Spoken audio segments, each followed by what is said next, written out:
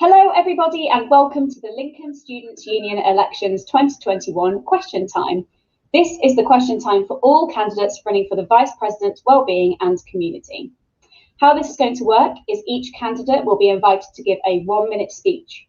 Following that, we have prepared 2 questions with an additional question from the Board of Trustees. We also have created the opportunity for students to ask questions via Instagram. Students are able to submit questions via Instagram and Facebook throughout the live, but please ensure that these are appropriate questions for all candidates and are not manifesto specific or personal to the candidates. Each candidate will have 30 seconds to answer each question, and I will raise my hand like this when there is 5 seconds remaining. Please remember to keep your comments respectful if you wish to engage in the live chat. So let's get straight into it with the 1-minute speeches, and we are starting with Lucy. Hi, my name's Lucy, and in a nutshell, my manifesto is based around safety, intersectionality, and healthcare. So I basically want to strip student wellbeing back to its kind of bare bones, because I think that if we want productive, happy, healthy academic students, then we have to give them all the basics that they need to kind of flourish. There's a lot of rhetoric about student life being not as meaningful as other parts of maybe your later adult life, but I don't think that should be the case. And I should also say, I'm not shy to talk about anything. I am currently the lead sexual health champion, and I will literally talk about anything. So if it matters to you, then I want to sort it out, and hopefully you'll vote me number 1. Thank you, Lucy. Next up is Megan. Hi everyone, I'm Megan and I'm running to be our next VPWC. For those who don't know me, I'm a 3rd-year forensic psychology student and I'm your current mental health lead at the SU. This role is something I've absolutely loved. I have worked with many societies and volunteer officers throughout the year, and I would love to continue this representation next year. My main points are to partner with each university school to create a relationship where they also advocate and encourage their students to get the support they need. This would ensure the whole individual is seen and respected rather than just the educational aspect. I will also continue to actively encourage students to access support available in order to realise their strengths. We are so many incredible things as well as students, and I believe in supporting you so you can be those things. If this is something you want to see, then vote for me and go for Greaves. Thank you, Megan. Next up is Harriet. Hi, I'm Harriet. I'm a 3rd-year law student. So my main aims are all about increasing safety, because safety should always be a priority. It's not right that people feel unsafe walking back from the library, work, nights out, anything like that. So I want to really focus on that, as well as wider access to wellbeing resources, because wellbeing is an issue that I care about a lot. I personally understand what it is like to deal with bad wellbeing issues alongside your university degree, and it is hard, and I want to help people so they don't have to go through that. I also want to improve the quality of living, because that's just a stress that students don't need. We have so many stresses as it is. Like, let me take that stress off of you. I'm a current committee member of a sports team, so I'm experienced in acting in the best interest of our members and delivering on the promises made in my manifestos. I am not shy, I'm determined, and I will, if there is something you want me to do, I will do it for you. So please vote for me. Thank you, Harriet. Next up we have Ed. Hi, I'm Ed. I'm currently a 3rd-year psychology student, and I'm running for Good Vibes, which are vital improvements benefiting everyone's safety. My manifesto consists of 3 main points. The first one is I want a student review of the current policies in place and safety measures for reducing and minimising risks of sexual assault and sexual harassment, because I think every student needs to feel safe on campus and in the local community. My second point is to implement a nightline into the uni, which is a nightly service that runs all term long, so students can ring up for any problems, no matter how big or small, because mental health doesn't stop when the Wellbeing Centre closes. And my final one is to educate students on their rights as tenants to make sure we can all fight for better living conditions. So vote for Ed, vote for Vibes. Thank you. Thank you, Ed. And next up we have Callum. Hello everyone, I'm Callum. I'm your current community officer and I'm also the Labour Society president. I'm running to be your VPWC because I'm proud of the record that I've got, but I know I can do so much more. So I want to see mental health dealt with. It's an issue that we all have faced in the last year with the pandemic. We know that loneliness is a big issue. And yes, I'm proud of my achievements, but there's always so much more we can do. I want to see societies properly trained up so they can signpost people to where they need to go if they're facing problems with their mental health. Another thing is that nobody should feel safe on campus or off campus in Lincoln. So I think that really we need to be using the SU's clout and power to be speaking to local stakeholders like the police and the 2 local councils and getting it sorted. Really, we need the street lights back on. We need a culture where we can report and feel safe if there's something going wrong. And finally, an inclusive campus where students are getting involved, where students are encouraged and their diversity is recognised across all services. So that includes things like alcohol-free venues and events. So everyone. Thank you, Callum. Next up, we have Becka. Hi everyone, my name's Becca. I am your current Societies Officer and the President of the Peace of Mind Society, which is the only mental health-based society on campus. I am running to be your next Vice President, Wellbeing and Community, to be able to improve on the things that I've already been able to implement in both of these roles. Having a degree is something that all students share, and I think this is really important to note. So my 5 key manifesto points are to update the housing accreditation scheme, to introduce wellbeing officers into education and activities, which I've already been working hard on already through my Societies Officer role, a new Get Home Safe taxi scheme, the creation of a community hub, and also implementing a campus minibus service. If these things are interesting to you, make sure to go and check out my manifesto over on the SU website. And please, in this election, if you think I'm the right candidate for you, vote Becca number 1 for Vice President Wellbeing and Community. This election, it's time to make things better. Thank you, Becca. And finally, we have Sophie. Hi, I'm Sophie and I'm a 3rd-year psychology student, and as the President of Peace of Mind I got to help hundreds of people with their mental health, and it was a great honour. And through that I was able to create the Wellbeing Cafe, which is an alternative mental health support on campus, and I want to continue all the hard work that I've been doing throughout my degree and help make the campus better for students. So if you vote for me, I will introduce a new volunteer safety group that will patrol the main popular student areas and city centre locations. I also want to increase the amount of mental health support on campus because we need it after the year we've had. I want more regular mental health campaigns. And more importantly, I also want to introduce more events, social events run by the SU that are mental health friendly, so like pottery painting, bingo, arcade games. So I want to also improve the general health on campus, which includes doctor appointment wait times, because we all have problems with that. And then lastly, I want to. Thank you, Sophie. And now we move on to our questions. And just so that your viewers are aware, the person who answers first for each question will change. So question number 1 is, how would you promote the work of the Wellbeing Network to students and encourage more students to become active wellbeing champions? And the first person to answer this is Megan. So first off, I want to say this is a fabulous question, and as the mental health lead, I am part of the Wellbeing Network and have been active in encouraging more students to be involved in that. It's some work that I am very, very proud of.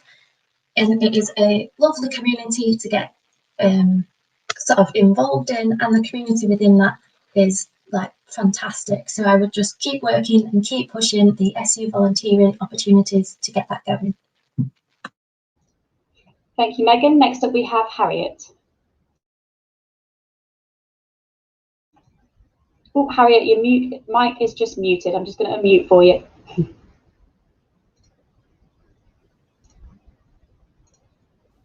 There we go. And so I would do it through campaigns, working on raising awareness, so everyone knows what's going on, what they can get involved in. I think also promoting it through societies and sports teams, because they are a massive part of people's student lives, and a lot of people get their information from them. So if committees are completely informed about what's going on, they can promote it as well and help everyone see what's going on and get involved with whatever they want to get involved to help with. Thank you, Harriet. Next up we have Ed. So as outlined in my manifesto, I want to implement a nightline at this uni, and that would mean student volunteers picking up calls of students in need of help. So basically every student volunteer would essentially be a wellbeing champion, and I want signposted support and workshops outlining the kind of help that people can get for their mental health and well-being as well. Thank you. Next up is Callum. Yeah, as already as part of the Wellbeing Network, I think that I've seen the great work that it can do, and obviously it's only in its first year. I think this is a great project, and it's got a great opportunity going forward to make a big difference to so many people's lives. So it's about encouraging students to come forward, because we've got so many different experiences and ideas, and I think getting involved in committees and promoting that and really showing the big difference every single student can make as part of the Wellbeing Network across our campus. Thank you, Callum. Next to answer is Becka. I am in a very fortunate position where I am actually a wellbeing champion for physical, sexual and mental health. So I myself have been very engaged with the Wellbeing Network, as well as running the Blue Monday campaign through January. In terms of promoting the Wellbeing Network, I think as this is the starting year, obviously it's not had as much promotion as maybe it was liked. However, with the community hub idea that I'm wishing to implement, the Wellbeing Network would be merged into a system where also the wellbeing reps would be introduced, and the promotion will just work through each other. Thank you. Next answer is Sophie. So I think the Wellbeing Network is incredible. It's in its first year at the moment, so obviously I'd like to promote that more and let the students know that it exists. Obviously with my manifesto point, I'm going to be, if I get elected, I'm going to be doing a volunteer system where to do patrols of popular student areas, and I would absolutely love if all the volunteers for that would then also be wellbeing champions, and then we could just all feed into making the campus just so much safer. Thank you. And last answer is Lucy. So I'm also part of the Wellbeing Network as the lead sexual health champion, and in my manifesto I wanted to kind of integrate the Wellbeing Network and the campaigns network a little bit more. Some of the student groups that I've worked with include members of the campaigns network and societies, and that kind of collaboration has proven to be extremely valuable to students because it just increases engagement massively. So I think that kind of integration will definitely help. Thank you, Lucy. Question number 2 is, in your opinion, what is more important? Developing the one community ethos on campus or increasing students' integration in the local community? And how do you plan to do this? Give you a couple of seconds to read it. And the first person to answer this is Harriet. I think that they both feed into each other.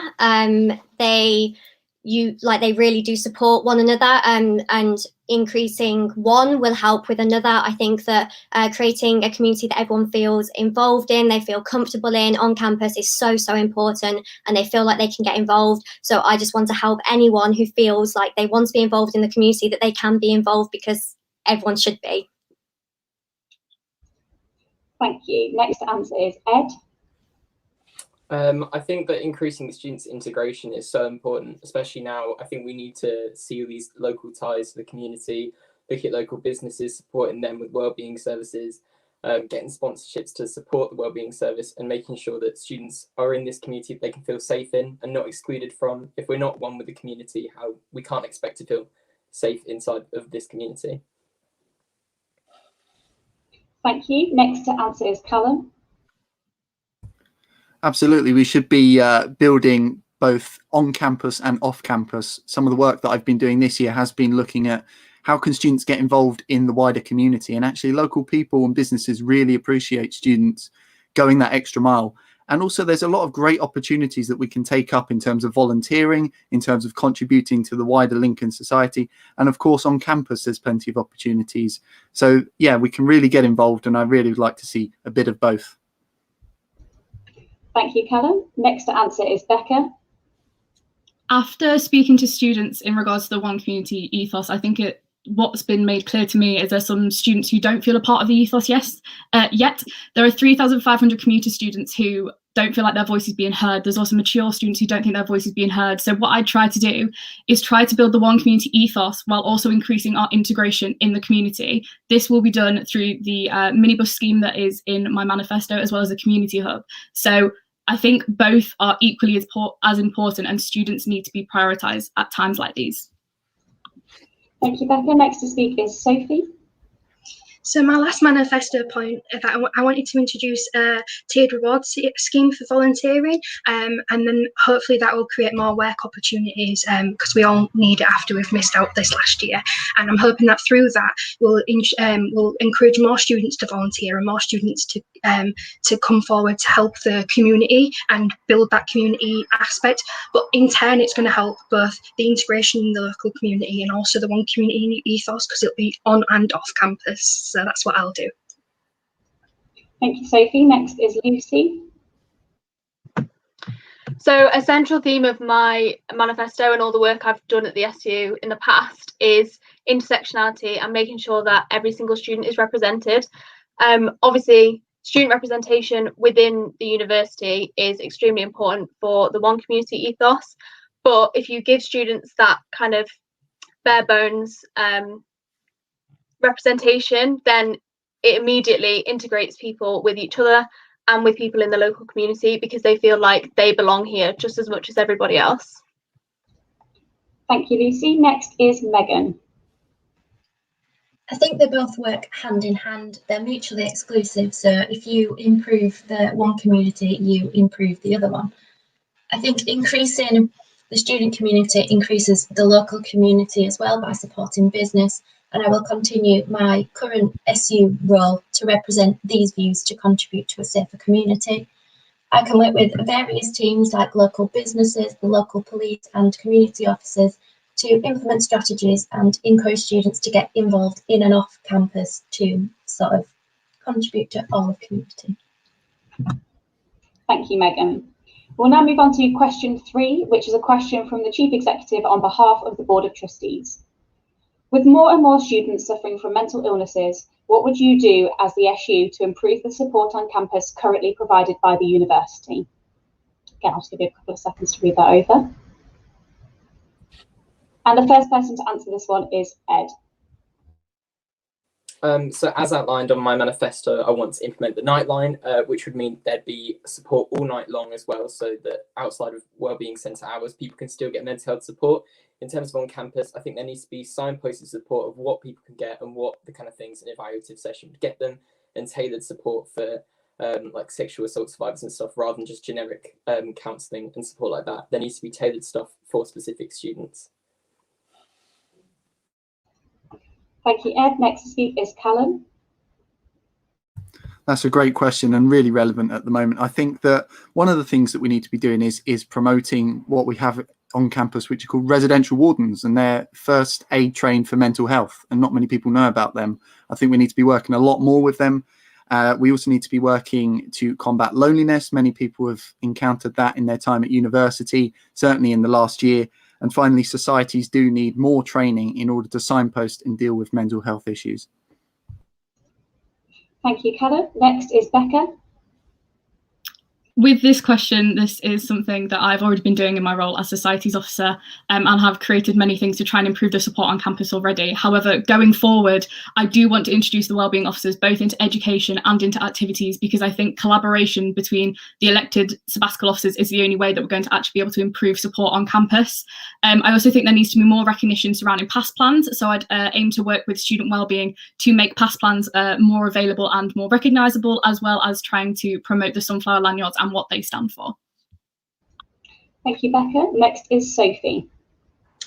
Hi, so mental health is very individual to everybody, and as such, the mental health support needs to be, and that's what I found last year as the president of the Peace of Mind, and that's why I set up the mental health the wellbeing cafe, an informal place to have a cup of tea and cake and stuff, and chat about wellbeing, get some support, because people felt that going to student wellbeing was a bit daunting. And obviously in my manifesto, I'm obviously trying to do the volunteer initiative to make it's safer, and then introducing more campaigns, regular campaigns, and more support, and continue the work that I've been doing.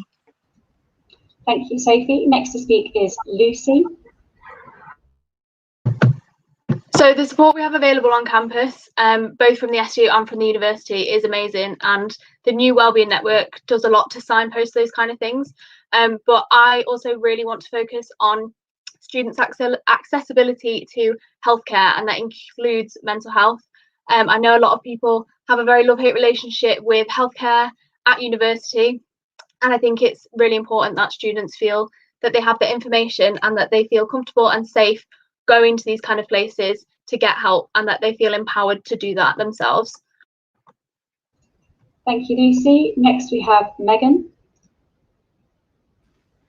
It's a great question, and one I'm incredibly passionate about. This past year has been incredibly difficult for students. We have been scapegoated and blamed for just about everything, and this hasn't gone unnoticed. I will carry on signposting through the Wellbeing Network. I have seen, as the mental health lead, that the university are incredibly invested in the wellbeing of their students, and I would love to focus on this, working with the VP and university to make this support available.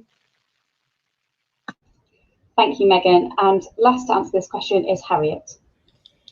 So I think over the past year, students have definitely been forgotten, and a lot of students have noticed that. So I really want to make sure that you guys know that you are the priority of the university and the SU. I want to introduce wellbeing activities that are free and of a wide variety. So sports, reading, anything that helps promote mindfulness. I also want to get more outdoor seating, as that increases endorphins and vitamin D absorption. I want to get loads more signposting for the resources that we have, and do a wellbeing newsletter bi-weekly with self-care advice. Thank you very much, Harriet. So before we move on to the questions from social media, we also have a candidate who is unable to attend today's question time due to university commitments. They did get in touch with us, and we met with them this morning and recorded them answering the prepared questions. Just to make you aware, they did not have access to these questions in advance. They have answered them in exactly the same way as the candidates here today have. We're going to play the recording now, which is the 1-minute speech followed by the 3 questions. Would you like to give your 1-minute speech, Zara? Hi, I'm Zara, and I'm running to be your next VP Wellbeing and Community. In this role, I would implement 5 things. 1, implement a body of volunteers called the Engine Shed Angels to keep students safe in the engine shed. 2, post-COVID-19 anxiety workshops to ease people's worries about the easing of restrictions. 3, make sure that the Students' Union and student housing companies have got better communications, whereby if students need help in their certain worries about their student house, a student leader could intervene and help them out. 4, I would implement STI testing like kits in the Student Wellbeing Centre and of course the GP Centre to make students be able to have a test even if they don't have symptoms. And 5, to frequently advertise volunteering opportunities. Thank you, Zara. So we're going to move on to the first question, and you have 30 seconds to answer, which is, how would you promote the work of the Wellbeing Network to students and encourage more students to become active wellbeing champions?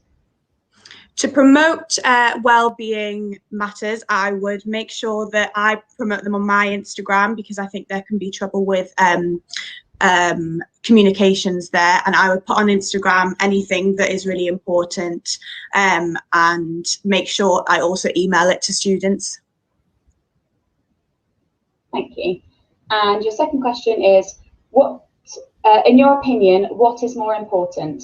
Developing the one community ethos on campus, or increasing students' integration in the local community? And how do you plan to do this? Can I say both? I think both are equally as important, because the one community agenda is about bringing all students and staff together. I would do this by making sure volunteering opportunities within the university are advertised, so students, staff, sports societies can all work together, and for implementing students, like integration with students into the wider community. Again, it would be about volunteering and frequently advertising them, because sometimes. Thank you. And the question from the Chief Exec on behalf of the Board of Trustees is, with more and more students suffering from mental illnesses, what would you do as the SU to improve the support on campus currently provided by the university? I think firstly, I would attend the PPG group, which is the patient participation group at the doctors, and I think I would sit in that board and discuss with patients what they think needs to be done. As well as this, I would ask students and possibly hold like a forum, because now with COVID-19, people's mental health is getting worse. And I think as well with my anxiety workshops, this would also help. Thank you, Zara. So we will now move on to the questions from social media. And question number 4 is a question from Instagram, which is, how are you going to support disabled students? And the first person to answer this is Callum. Great. So actually, in my manifesto, I identify this, and we have to recognise the diverse range of students that we have on campus. So with disabilities, we've got to make sure that all our venues are accessible. We have to make sure that disabilities are recognised not just in venues but also on courses. I know a number of people that are neurodiverse and they feel like that they're not welcome on their course, or the assessments are not right for them, or they're not being tailored for. So I think it's important that we work across the board there to deal with those issues. Thank you, Callum. Next to answer is Becka. Something that has been made evidently clear to me through my role as the Disabled Secretary this year is just how much work actually needs to be done to support disabled students. So firstly, with my plan to improve the housing accreditation scheme, I plan to have more information for disabled students, including if there's disabled access to the property, if there's bedrooms downstairs, if there's bathrooms downstairs, and things like that. Secondly, I want to work closely with the newly elected disabilities officer to get campaigns going and also to collect feedback from students who are suffering with a disability. I really want 2021 and 2022 to be the year where disabled students' voices are heard. Thank you, Becka. Next is Sophie. Hi, so for disabled students, I'd love to work closely with the disabilities officer. There's a really good team in place already that that have that remit, and I'd love to work closely with them. I don't think it's for me to say as an able-bodied person to what I'd love to have meetings with everybody to make sure the campus is as accessible as possible to all students and accessible to everybody. But yeah, thank you. Thank you, Sophie. Next to answer is Lucy. I think a main thing is recognising the range within disabilities themselves. As Callum said, there's neurodiversity, physical disabilities, hidden disabilities, and I think the focus groups that the Students' Union already run could be more specified to those different groups of students to see what work can be done. I think it's obviously really important to go directly to those groups and see how we can improve it for them from their point of view. Thank you, Lucy. Next is Megan. I have been lucky enough to work with the current disabilities officer and their committee to hear their experiences on and off campus. I realise this is something that needs urgent attention because university should be accessible for every single student. If elected, I would love to work with the newly elected disabilities officer to provide training and guidance for all staff so they are aware of the additional challenges individuals with disabilities might face. Thank you, Megan. Next is Harriet. So in my manifesto, I talked about making a charter that all estate agents should have to adhere to as it sets a minimum standard. And part of that is about accessibility concerns. If they want to be a part of this charter and they want us to promote them for students to go and use them and their services, then they really need to get up to standards and make it more inclusive and help those students. I think also just helping run campaigns across campus and helping those awarenesses just be reached by everyone. Thank you, Harriet. And last on this question is Ed. I know it's already been said, but I would love to work with the disabilities officer to make sure I can get student feedback. As Sophie said, as I an able-bodied student doesn't want to implement things that I think other people need. I want to hear what people want, what their key issues and concerns are, to make sure that people can get tailor-made support for their disabilities. Thank you. Question number 5 is another question from Instagram, which is, what would you do to support postgraduates in regards to student housing? And the first person to answer this one is Becka. So this question is incredible because it does actually support one of my manifesto points, which is to update the housing accreditation scheme. Postgraduates are just as important as undergraduates, and you are looking for completely different things to what an undergraduate maybe is looking for. So the updates to the housing accreditation scheme that I'm wanting to do is going to have more information on the hotspots for the housing, and also will have whether it is more an undergraduate based area or a postgraduate based area, and the breakdown of other elements. Thank you. Next to answer is Sophie. Yeah, so as it's been said, postgraduates have much different sort of requirements for their housing. They want different things, and I think that I've had a lot of postgraduate friends that have had so much trouble with contracts and like how postgraduate degrees are completely different in timings and stuff, and they need them at different times. So I'd love to meet up with the postgraduate groups and ask them what they'd like out of it, and implement those changes quickly. Thank you, Sophie. Next to answer is Lucy. I'd love to see something very practical around funding for postgraduate housing. As Sophie said, the timings are different for postgraduates. The funding is completely different for postgraduates, and I think it should be prioritised that student housing and the university kind of housing support and help isn't just tailored to undergraduates. Once you've graduated from your undergrad, then you shouldn't be forgotten about, and those changes should be in place.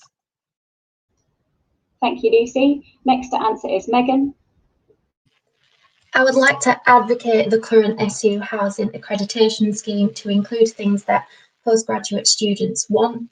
Obviously, the funding and timing for postgraduate students is completely different to undergraduate, so extra support there and signposting in the advice centre so they're not a forgotten about student group. Thank you, Megan. Next answer is Harriet. So in my manifesto about the charter, about standards of living, part of that is for postgraduates as well. And I would love to work with postgraduates to make sure that whatever is on the charter is meeting their needs. They can set the criteria because once again, their criteria is different to undergraduates. And I think it's just really key to know that once you've been to Lincoln University, you're always a part of Lincoln University community. That never goes away and you're always cared about. Thank you, Harriet. Next to answer is Ed. So a big part of my manifesto is making sure that students have a voice in regards to housing and accommodation. So I'd love to meet with postgrad reps and see what the general consensus is of what changes people want to be made, what things that they're missing out on and feel they need more, and then go about implementing new policies based on what the students want and what their needs are. Yeah. Thank you, Ed. And last to answer this one is Callum. It's absolutely about listening to what postgraduate students want. But one thing I know from speaking to some of them is that they get forced into a lot of private housing that's often more expensive. And if they want to stay on campus in University of Lincoln accommodation, that too is very expensive. So I think it's listening to them and also finding a way to work with landlords so they can get a longer contract that's also affordable so their money can go that bit further. Thank you, Callum. We now move on to question 6, which is another question from Instagram. Will you ensure we have actual free speech for all and not only with viewpoints that you personally deem correct? And to answer this one first is Sophie. Yeah, of course. Like, I don't know how else you can answer that. Obviously, with our role, mental health is very important, community is very important, otherwise we wouldn't be running for it. So we want to do what we can to improve those things for you. And I don't see why you wouldn't want to make things better for yourself. So I think we'll get along quite well. All right, thank you. Thank you, Sophie. Next to answer is Lucy. So as I said at the beginning, I am absolutely not shy to talk about kind of topics that people might deem morally correct in that kind of sense. Obviously, there are lines for discrimination, that kind of thing. That's very obvious. I probably don't need to say that, but free speech is something that I think really dismantles a lot of the taboos that hold students back. So 100% yes. Thank you, Lucy. Next to answer is Megan. This is going to be very short and sweet, but an answer to your question is yes. My voice, if elected in this role, is essentially your voice. My job would be to speak about your views and represent you, so you absolutely have a say, and it's not just my viewpoints that I put across. Thank you, Megan. Next is Harriet. Absolutely. It couldn't be more clear. Absolutely. When we're in this role, we are representing you. We essentially work for you because you have elected us in, and we are doing whatever you want us to do. So if you come to me and tell me that you want something, I will do my very, very best to help you. I'm not shy. I am a determined person. Just let me know what it is and I'll help you. And all over my posters, I talk about if there's an issue that you want help with, come to me and speak to me. Campaigns, anything. Just absolutely, it's all about you. Thank you, Harriet. Next is Ed. So absolutely, I will listen to everyone's viewpoints, and I will take into account what everyone says. But as it's been pointed out, freedom of speech does not equal freedom of consequence. As long as people are respectful, then everyone will listen. As long as people are respectful of their views, then that can go a long way. But any disrespect, I think you can't not expect any backlash from that. But then we will be open to listening to your views. Thank you, Ed. Next to answer is Callum. Yeah, free speech is something that's very important on campus. And I think where in society people are trying to clamp down on it, I think the universities are a great place for people to mix with ideas and have a healthy, open debate about certain things. Where the line is obviously with hate speech. That is completely unacceptable. There's been some real headline grabbing incidents on campus where people have written graffiti and things like that is hate speech, and that's unacceptable. So that's where the line is. Thank you, Callum. And last to answer this question is Becca.